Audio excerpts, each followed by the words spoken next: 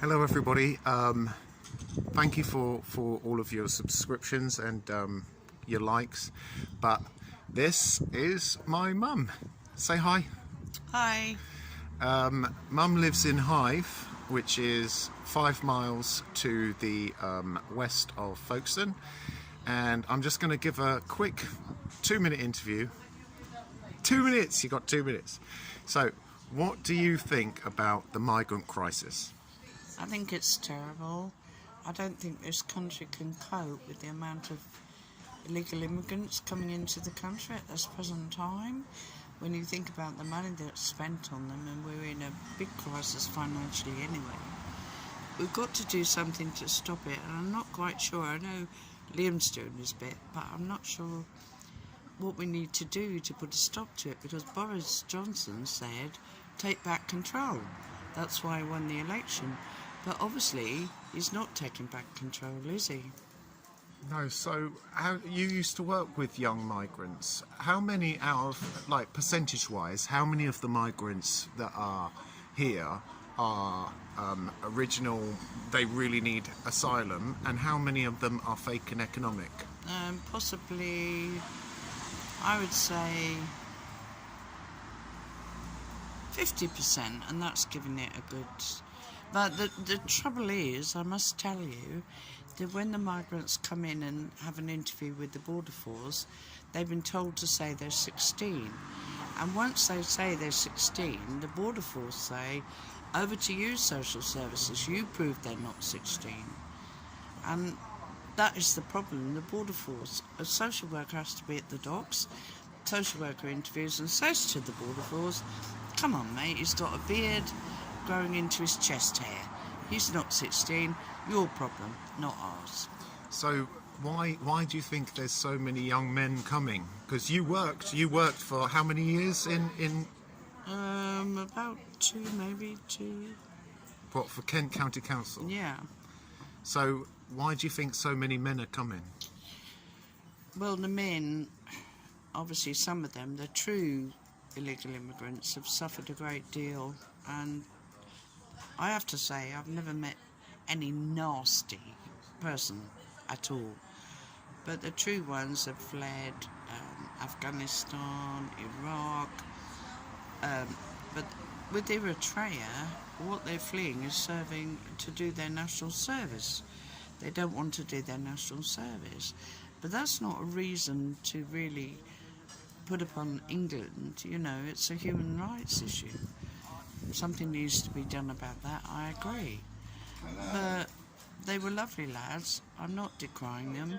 Some of them were lovely lads, really lovely. But obviously the parents want them to make it here and then eventually to send money back to them. But the Albanians, I had two land on Sandgate Beach, was it? Maybe Sandgate. They stayed one night in the reception centre and then the next morning they'd disappeared. Obviously gone to a car wash or something like that. I don't know. So, couple more questions. One question, what do you think Priti Patel is doing wrong? You've got to speak up. I think Priti Patel is tired because the solicitors are blocking her efforts to deport these people. Corrupt solicitors who are getting loads of money are blocking her deporting them for legal reasons. But at the end of the day, what I would like is for Boris Johnson to actually come on TV and let us know what the heck he's going to do about it. What is he going to do about it? Alright. And so, right, what do you think about the protests that your son, went to on Dover on Saturday? I think it's dreadful. The police brutality was just absolutely awful. But I do know, because my hubby, I'm 66, my hubby's 74, and we went to demonstrate for Brexit and for Marine A in London, and there again, police on horseback and kettled me and my 74-year-old husband with this walking stick into a little arena, and he wanted to go to the toilet. and they wouldn't let him out, and then they did and said he'd not be allowed back again. Now everyone, and what annoys me is people who actually protest are claim to be far right or fascist or whatever. We're not. We're just people of my age just are so distraught at the way this country has become. We are absolutely distraught with it, and we don't know what to do. We just don't know what to do. It's not the country people fought for in the war, you know. My father-in-law was a Jap prisoner of war for 4 years. My father fought in Burma, and those poor lads in the Battle of Britain were only 16 or 17. What would they think now about what is happening to this country? Well, I think you made a great point, and I think for everybody that is watching this video now, that's my little mummy. That's my little mum. Right, and by the way, if you can do, subscribe to Soldiers Off the Street. But yeah, this is right. This is where I get my smoking from. Oh, I smoke like a trooper and drink like a fish. Mum, thank you.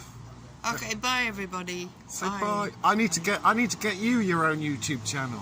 Yeah. All right. Bye everybody. Bye bye. Bye bye. Bye bye.